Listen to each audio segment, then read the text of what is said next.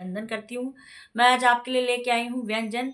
जैसा कि मैं पिछले वीडियो में आपको वचन, लिंग और क्या कहते हैं स्वर पे बात कर चुकी हूँ, तो आज मैंने सोचा व्यंजन पे बात कर लेते हैं। व्यंजन किसे कहते हैं? तो साथियों, व्यंजन उसे कहते हैं जो स्वर की सहायता से बोले जाने वाले वर्ण होते हैं, वे व्यंजन कहलाते हैं। आ के उच्चारण के बिना व्यंजन संभव नहीं है, इसीलिए हम लोग इसको व्यंजन कहते हैं। व्यंजनों की वैसे तो संख्या 33 मानी गई है, लेकिन अगर इसमें हम द्विगुण व्यंजन डा और डा मिला दें, ड़ा और डा मिला दें तो इसकी संख्या 35 हो जाती है। तो दोस्तों, अगर हम इनका वर्गीकरण करें, तो वर्गीकरण करने के लिए पहला हमारा जो व्यंजन होता है स्पर्श व्यंजन, दूसरा होता है पहला है स्पर्श, दूसरा होता है अंतःस्थ व्यंजन, तीसरा होता है ऊष्म संघर्षी व्यंजन, चौथा होता है उच्छिप्त व्यंजन। तो दोस्तों, पहले मैं आपको स्पर्श व्यंजन के बारे में बताती हूँ। स्पर्श व्यंजन क्या होता है? स्पर्श व्यंजन वो होता है जब हम उच्चारण करते हैं तो फेफड़ों की वो किसी भी विशेष स्थान से, यानी कंठ से, तालु से, मूर्धन्य से, दांत से या होंठ से निकले उच्चारण, तो वो हमारा स्पर्श व्यंजन कहलाता है। दूसरा है अंतःस्थ व्यंजन। अंतःस्थ व्यंजन वो होता है जो वर्णमाला के जो जब भी वर्णमाला के बीच में स्वर व्यंजनों के बीच स्थित होते हैं, वो हमारा होता है अंतःस्थ व्यंजन, यानी या, रा, ला, वा।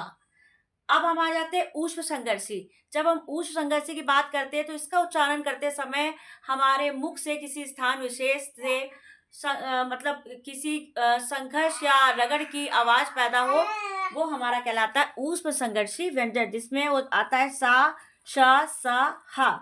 उच्छिप्त व्यंजन पे आ जाए तो उच्छिप्त व्यंजन वो होते हैं जब जिसमें जीभ तालु की छत से छूकर नीचे की ओर जाती है झटके से, वो हमारे उच्छिप्त व्यंजन कहलाते हैं, इसमें ड़ा और ढा होते हैं। तो आपको जाहिर सी बात है कि इस टॉपिक को समझने के लिए व्यंजन सभी को बहुत टफ लगते हैं, लेकिन ये बहुत ही इजी अगर हम इस मेथड को समझ लेते हैं। कंठ से निकलते हैं क, ख, ग, घ, ड़ा, जैसा कि दोस्तों आप अपने मुंह से बोल के देख सकते हैं। तालु, तालु से मतलब जो आप तालु अब जानते क्या होता है? जो ऊपर की तरफ होता है, जीभ के ऊपर की तरफ जो होता है वो हमारा तालु कहलाता है, जिसमें चा, छ, जा, झा, या आपका तालु में मतलब जीभ जो है वो छुएगी। मूर्धन्य, मूर्धन्य किसे कहते हैं ये भी हमको जानना होता है। जब जीभ जो है वो आपके कठोर तालु को छूकर उच्चारण हो, वो हमारे होता है मूर्धन्य। मूर्धन्य के अंतर्गत आता है टा, ठा, डा, ढा, ड़ा। और दांत से तो पता ही है आपको, ता, धा, दा, धा, ना, तो दांत से उच्चारण हो रहा है। यहाँ पे होंठ से उच्चारण होता है प, फ, क्योंकि हम इसमें अपने मुख को बंद करते हैं। प, फ, बा, भ, म। ठीक है दोस्तों, ऊष्म संघर्षी में कैसे?